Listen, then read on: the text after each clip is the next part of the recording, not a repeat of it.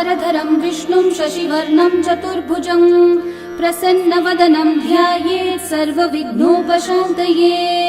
व्यासं वसिष्ठनप्तारं शक्तै पौत्रमकल्मषं पराशरात्मजं वन्दे शुकतातं तपोनिधिम्। व्यासाय विष्णुरूपाय व्यासरूपाय विष्णवे नमो वै ब्रह्मनिधये वासिष्ठाय नमो नमः। अविकाराय शुद्धाय नित्याय परमात्मने सदैकरूपरूपाय विष्णवे सर्वजिष्णवे यस्य स्मरणमात्रेण जन्म संसारबन्धनात् विमुच्यते नमस्तस्मै विष्णवे प्रभविष्णवे। ॐ नमो विष्णवे प्रभविष्णवे। श्रीवैशम्पायन उवाच श्रुत्वा धर्मानशेषेण पावनानि च सर्वशः युधिष्ठिरः शान्तनवं पुनरेवाभ्यभाषत। युधिष्ठिर उवाच किमेकं दैवतं लोके किं वाप्येकं परायणं स्तुवन्तः कं कमर्चन्तः प्राप्नुयुर्मानवा शुभम्। को धर्मः सर्वधर्माणां भवतः परमो मतः किं जपन्मुच्यते जन्तुर्जन्म संसारबन्धनात्। श्रीभीष्म उवाच जगत्प्रभुं देवदेवम् अनन्तं पुरुषोत्तमं स्तुवन्नाम सहस्रेण पुरुषस्तततोत्थितः तमेव चार्चयन् नित्यं भक्त्या पुरुषम् अव्ययम् ध्यायन् स्तुवन्नमस्यं च यजमानस्तमेव च। अनादिनिधनं विष्णुं सर्वलोकमहेश्वरं लोकाध्यक्षं स्तुवन्नित्यं सर्वदुःखातिगो भवेत्। ब्रह्मण्यं सर्वधर्मज्ञं लोकानां कीर्तिवर्धनं लोकनाथं महद्भूतं सर्वभूतभवोद्भवम्। एष मे सर्वधर्माणां धर्मोऽधिकतमो मतः यद्भक्त्या पुण्डरीकाक्षं स्तवैरर्चैर्नरः सदा।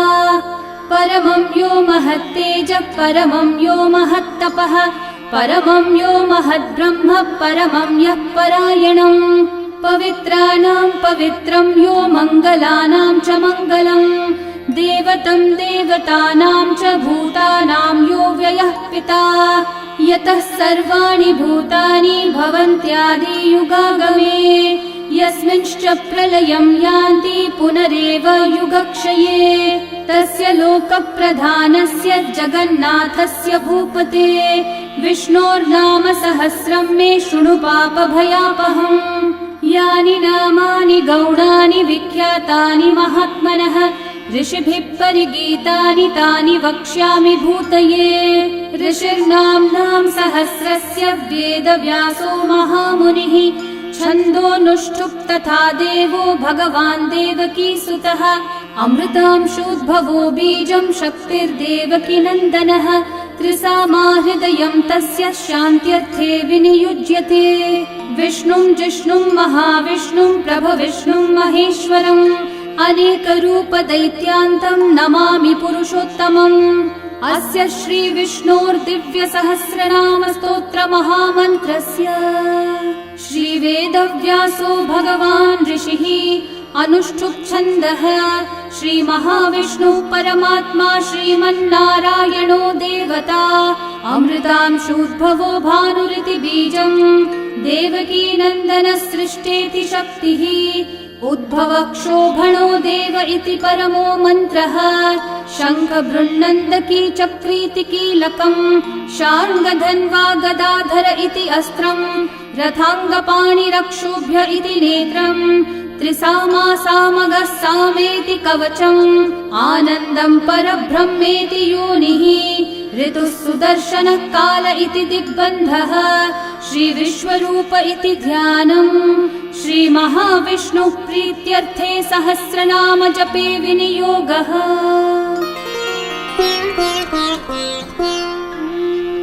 ध्यानम् क्षीरोधन्वत् प्रदेशे शुचिमणिविलसत्सैकते मौक्तिकानां माला क्लृप्तासनस्थस्फटिकमणिनिभैर्मौक्तिकैर्मण्डिताङ्गः शुभ्रैरभ्रैरतभ्रैरुपरि विरचितैर्मुक्तपीयूषवर्षैः आनन्देन पुनीयादरिनलिनगदा शङ्खपाणिर्मुकुन्दः भुः पादौ यस्य नाभिर्वियदसुरनिलश्चन्द्रसूर्यौ च नेत्रे कर्णावाशाः शिरौ द्योर्मुखमपि दहनो यस्य वास्तेयमब्धिः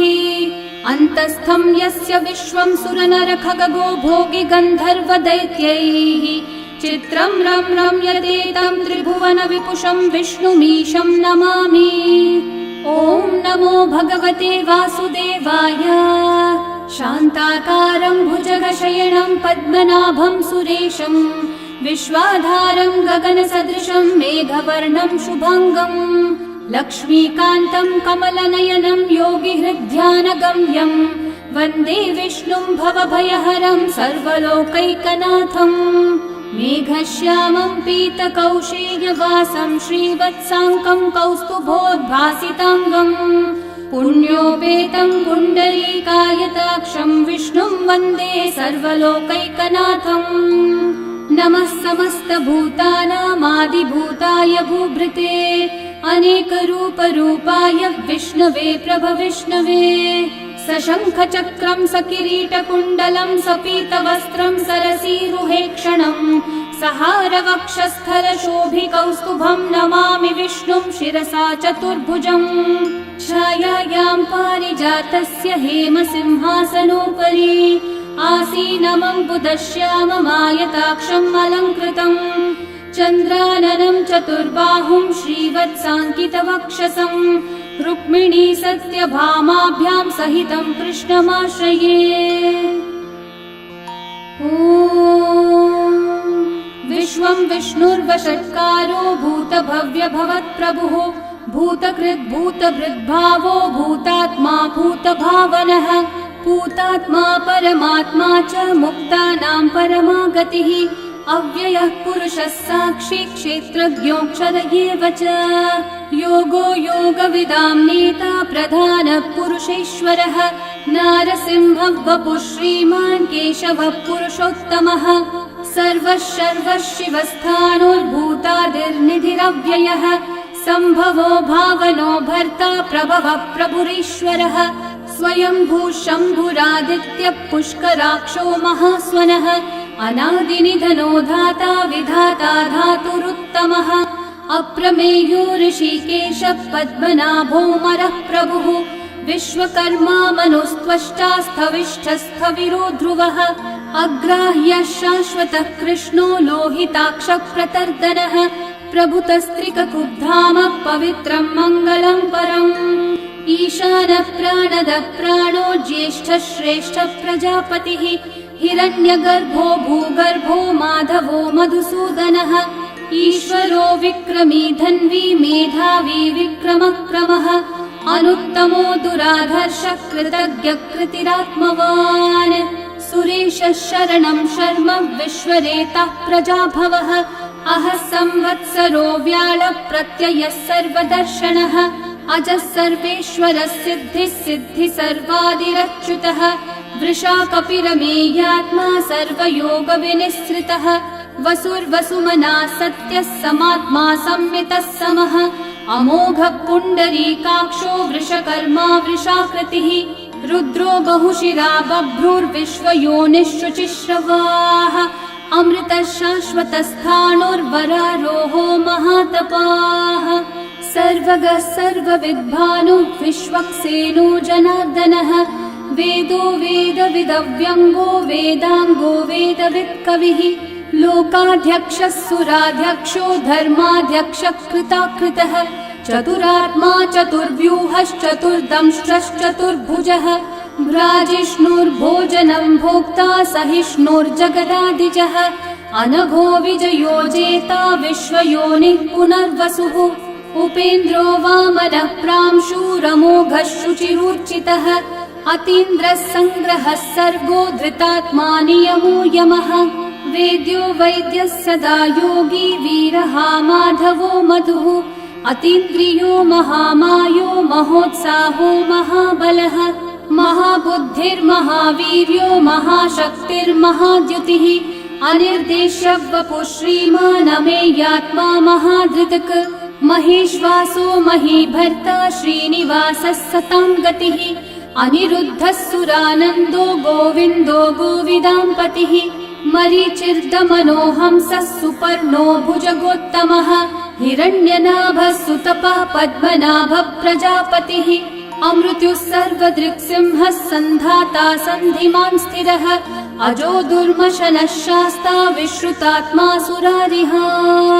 गुरुर्गुरुतमो धामः सत्यः सत्यः पराक्रमः निमिषो निमिषस्रग्वी वाचस्पतिरुदारधीः अग्रणीर्ग्रामणी श्रीमान् न्यायो नेता समीरणः सहस्रमूर्धा विश्वात्मा सहस्राक्षः सहस्रपात् आवर्तनो निवृत्तात्मा संवृतः सम्प्रमर्दनः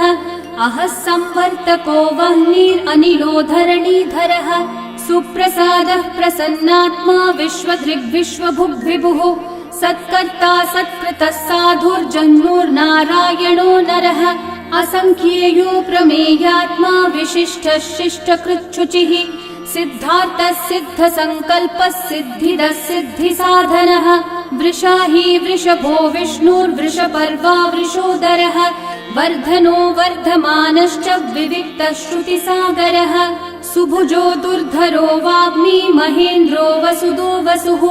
नैकरूपो बृहद्रूपः शिपिविष्टप्रकाशनः ओजस्तेजोद्युतिधरः प्रकाशात्मा प्रतापनः ऋद्धस्पष्टाक्षरो मन्त्रश्चन्द्रांशूर्भास्करद्युतिः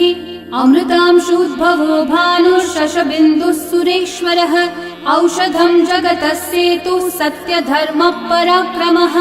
भूतभव्यभवन्नाथः पवनः पावनो नलः कामः कामकृत्कान्तः कामः कामप्रदः प्रभुः युगादिकृद्युगावर्तो नैकमायो महाशनः अदृश्यो व्यक्तरूपश्च सहस्रजिदनन्तजित् इष्टो विशिष्टशिष्टेष्ठः शिखण्डी नहुषो वृषः क्रोधः क्रोधकृत्कर्ता विश्वबाहुर्महीधरः अच्युतः प्रथितः प्राणः प्राणदो वासवानुजः अपान्निधिरधिष्ठानम् अप्रमत्तः प्रतिष्ठितः स्कन्दस्कन्दद्धरो धुर्यो वरदो वायुवाहनः वासुदेवो बृहद्भानुरादिदेवः पुरन्दरः अशोकस्थारणस्थारः शूरः शौरिर्जनेश्वरः अनुकूलः शतावर्तः पद्मी पद्मनिभीक्षणः पद्मनाभोरविन्दाक्षः पद्मगर्भः शरीरभृत् महर्धिरिग्धो वृद्धात्मा महाक्षो गरुडध्वजः अतुलः शरभो भीमः समयज्ञो हविर्हरिः सर्वलक्षणलक्षण्यो लक्ष्मीवान् समितिञ्जयः विक्षरो रोहितो मार्गो हेतुर्दामोदरः सहः महीधरो महाभागो वेगवानमिताशनः उद्भवक्षोभणो देवः श्रीगर्भः परमेश्वरः करणं कारणं कर्ता विकर्ता गहनो गुहः व्यवसायो व्यवस्थानः संस्थानस्थानदो ध्रुवः परर्धि परमस्पष्टः तुष्टः पुष्टः शुभेक्षणः रामो विरामो विरतो मार्गो नेयो नयो नयः वीरशक्तिमतां श्रेष्ठा धर्मो धर्मविदुत्तमः वैकुण्ठः पुरुषः प्राणः प्राणदः प्रणवः पृथुः हिरण्यगर्भः शत्रुघ्नो व्याप्तो वायुरधोक्षजः ऋतुः सुदर्शनः कालः परमेष्ठी परिग्रहः उग्रः संवत्सरो दक्षो विश्रामो विश्वदक्षिणः विस्तारस्थावरस्थाणुः प्रमाणं बीजमव्ययम् अर्थोऽनर्थो महाकोशो महाभोगो महाधनः अनिर्विण्णस्थविष्ठो भूर्धर्मयूपो महामखः नक्षत्रनेमिर्नक्षत्री क्षामः समीहनः यज्ञयुज्यो महेज्यश्च क्रतुः सत्रं सताङ्गतिः सर्वदर्शी विमुक्तात्मा सर्वज्ञो ज्ञानमुत्तमम् सुहृतः सुमुखः सूक्ष्मः सुघोषः सुखदः सुहृत् मनोहरो जितक्रोधो वीरबाहुर्विदारणः स्वापनः स्ववशो व्यापी नैकात्मा नैककर्मकृत् वत्सरो वत्सलो वत्सी रत्नगर्भो धनेश्वरः धर्मकृद्धर्मी सदसक्षरमक्षरम् अविज्ञाता सहस्रांशूर्विधाता कृतलक्षणः गभस्तिनेमि सत्त्वस्थः सिंहो भूतमहेश्वरः आदिदेवो महादेवो देवेशो देवभृद्गुरुः उत्तरो गोपतिर्गोप्ता ज्ञानगम्यः पुरातनः शरीरभूतभृद्भोक्ता कपीन्द्रो भूरि दक्षिणः सोमपोऽमृतपः सोमः पुरुजित्पुरुसत्तमः विनयोजयः सत्यसन्धो दाशारः सात्वतां पतिः जीवो विनयिता साक्षी मुकुन्दोऽमितविक्रमः अम्भो निधिरनन्तात्मा महोदधिशयोऽन्तकः अजो महार्हः स्वाभाव्यो जितामित्रप्रमोदनः आनन्दो नन्दनो नन्दः सत्यधर्मा त्रिविक्रमः महर्षिः कपिलाचार्यः कृतज्ञो मेदिनीपतिः त्रिपदस्त्रिदशाध्यक्षो महाशृङ्गः कृतान्तकृत् महावराहो गोविन्दः सुषेणः कनकाङ्गदी गुह्यो गभीरो गहनो गुप्तश्चक्रगदाधरः वेधास्वाङ्गोचितः कृष्णो दृढसङ्कर्षणोच्युतः वरुणो वारुणो वृक्षः पुष्कराक्षो महामनाः भगवान् भगहानन्दी वनमाली हलायुधः आदित्यो ज्योतिरादित्यः सहिष्णुर्गतिसत्तमः सुधन्वा खण्डपरशुर्दारुणो द्रविणप्रदः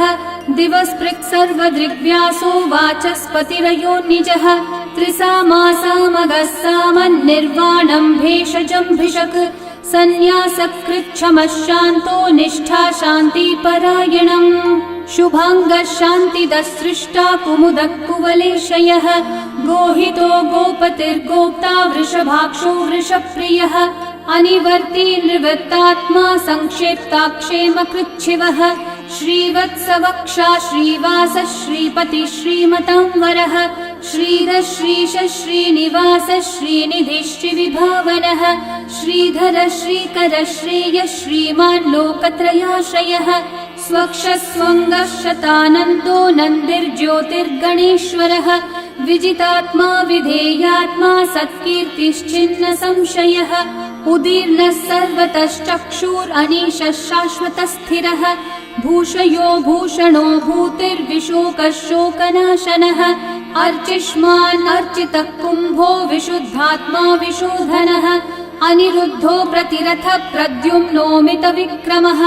कालनेमी निहावीरः शौरी शूरजनेश्वरः त्रिलोकात्मा त्रिलोकेशः केशवः केशिहा हरिः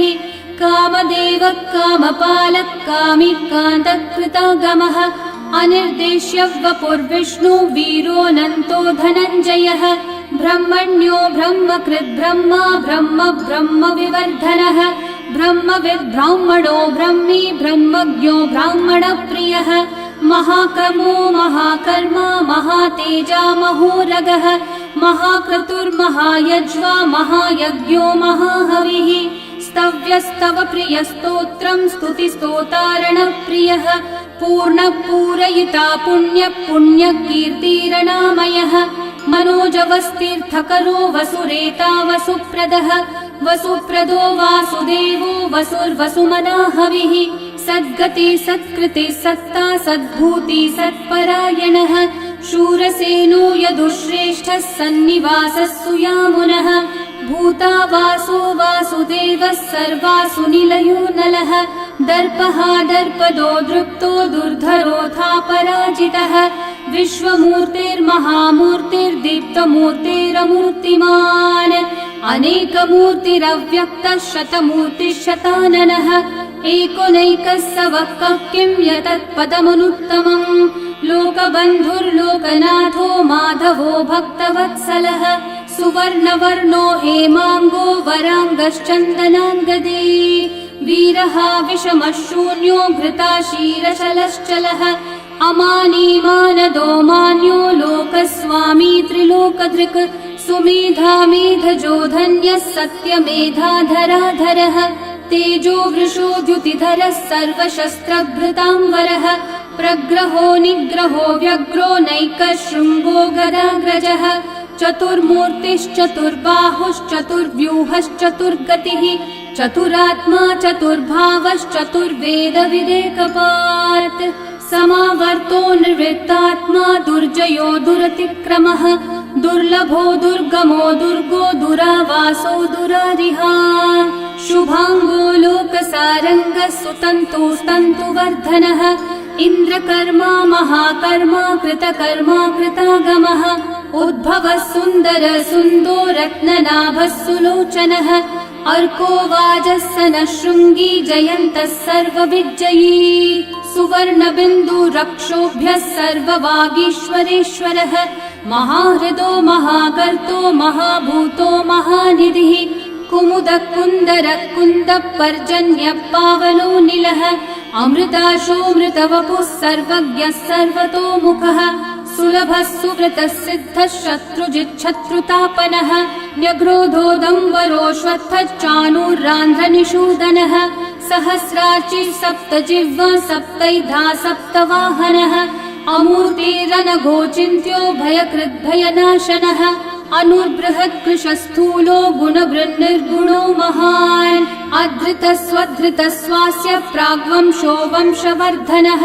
भारभृत्कथितो योगी योगीशः सर्वकामदः आश्रमः श्रमणः श्रामः सुपर्णो वायुवाहनः धनुर्धरो धनुर्वेदो दण्डो दमयिता दमः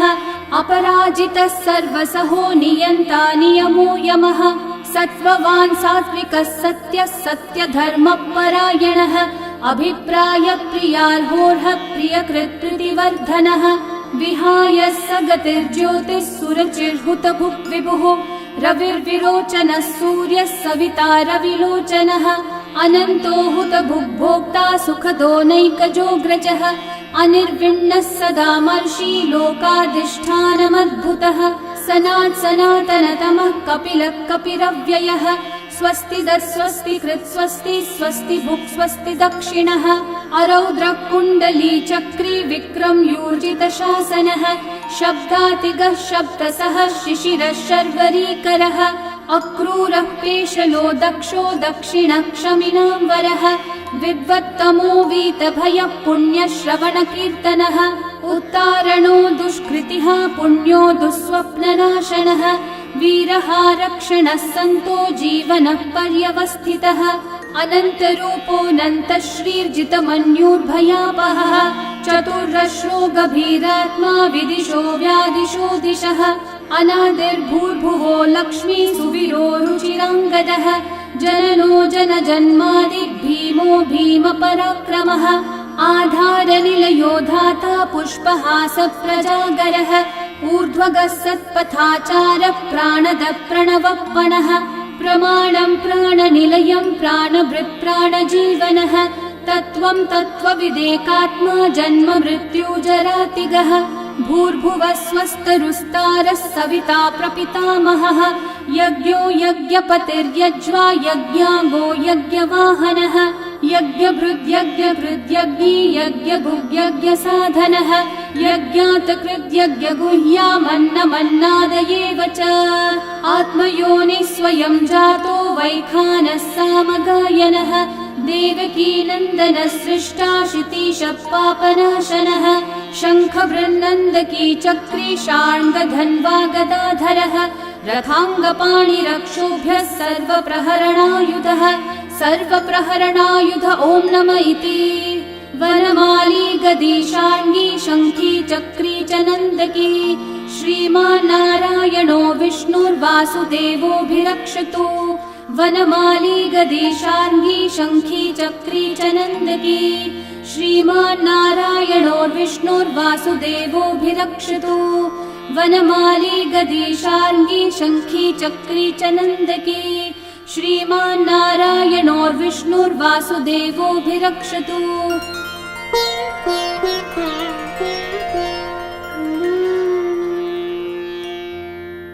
इतीदं कीर्तनीयस्य केशवस्य महात्मनः नाम्नां सहस्रं दिव्यानामशेषेण प्रकीर्तितम् य इदं शृणुयान्नित्यं यश्चापि परिकीर्तयेत् न शुभं प्राप्नुयात् किञ्चित् सोमुत्रेह च मानवः वेदान्तगो ब्राह्मणः स्यात् क्षत्रियो विजयी भवेत् वैश्यो धनसमृद्धः स्यात् शूद्रः सुखमवाप्नुयात् धर्मार्थी प्राप्नुयात् धर्मम् अर्थार्थी चार्थमाप्नुयात् कामानवाप्नुयात् कामी प्रजार्थी चाप्नुयात् प्रजाम् भक्तिमान् यः सदोत्थाय शुचिस्तद्गतमानसः सहस्रं वासुदेवस्य नाम्नामेतत् प्रकीर्तये यशः प्राप्नोति विपुलं याति प्राधान्यमेव च अचलां श्रियमाप्नोति श्रेय प्राप्नोत्यनुत्तमम् न भयं क्वचिदाप्नोति वीर्यं तेजश्च विन्दति भवत्यरोगो द्युतिमान् बलरूपगुणान्वितः रोगार्तो मुच्यते रोगात् बद्धो मुच्येत बन्धनात् भयान्मुच्येत भीतस्थो मुच्येतापन्न आपदः दुर्गान्यतितरत्याशु पुरुषः पुरुषोत्तमम् स्तुवन्नाम सहस्रेण नित्यं भक्ति समन्वितः वासुदेवाश्रयो मर्त्यो वासुदेवपरायणः सर्वपापविशुद्धात्मा याति ब्रह्म सनातनम् न वासुदेव भक्तानामशुभं विद्यते क्वचित् जन्म मृत्यु जरा व्याधि भयं नैवोपजायते इमं स्तवमधीयानः श्रद्धा भक्ति समन्वितः युज्येतात्मसुखः शान्ति श्रीधृति स्मृतिकीर्तिभिः न क्रोधो न च मात्सर्यं न लोभो नाशुभा मतिः भवन्ति कृतपुण्यानां भक्तानां पुरुषोत्तमे द्यौसचन्द्रार्कनक्षत्राखं दिशो भूर्महो दधिः वासुदेवस्य वीर्येण विदतानि महात्मनः ससुरासुरगन्धर्वं सयक्षूरगराक्षसं जगद्वशे वर्ततेदं कृष्णस्य सचराचरम् इन्द्रियाणि मनोबुद्धिः सत्त्वं तेजो बलं द्युतिः वासुदेवात्मकन्याहुः क्षेत्रं क्षेत्रज्ञ एव च सर्वागमानामाचार प्रथमं परिकल्पते आचार प्रभवो धर्मो धर्मस्य प्रभुरच्युतः ऋषयः पितरो देवा महाभूतानि धातवः जङ्गमाजङ्गमं चेदं जगन्नारायणोद्भवम् योगो ज्ञानं तथा साङ्ख्यं विद्या शिल्पादिकर्म च वेदाः शास्त्राणि विज्ञानम् एतत् सर्वं जनार्दनात् एको विष्णुर्महद्भूतं पृथक् भूतान्यनेकशः त्रीन् लोकान् व्याप्य भूतात्मा भुङ्क्ते विश्वभुगव्ययः इमं स्तवं भगवतो विष्णोर्व्यासेन कीर्तितं पठ्येद्य इच्छेत् पुरुषः श्रेय प्राप्तुं सुखानि च विश्वेश्वरमजं देवं जगतः प्रभुमव्ययम् भजन्ति ये पुष्कराक्षं न ते यान्ति पराभवम् न ते यान्ति पराभवम् ॐ नमः इति अर्जुनोवाच पद्मपत्र विशालाक्ष पद्मनाभः सुरोत्तम भक्तानामनुरक्तानां त्राता भव जनार्दन श्रीभगवानुवाच यो मां नाम सहस्रेण स्तोतुमिच्छति पाण्डव सोऽहमेकेन श्लोकेन स्तुत एव न संशयः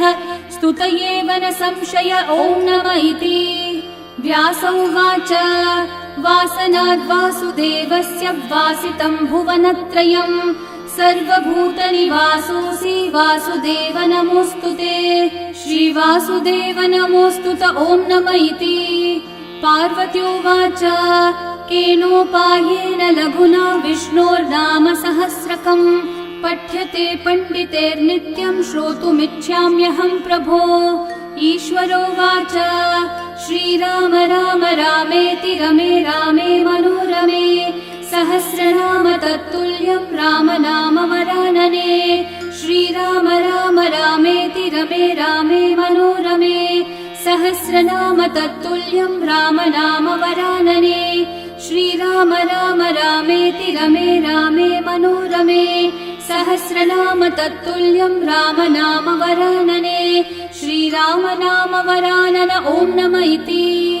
ब्रह्म उवाच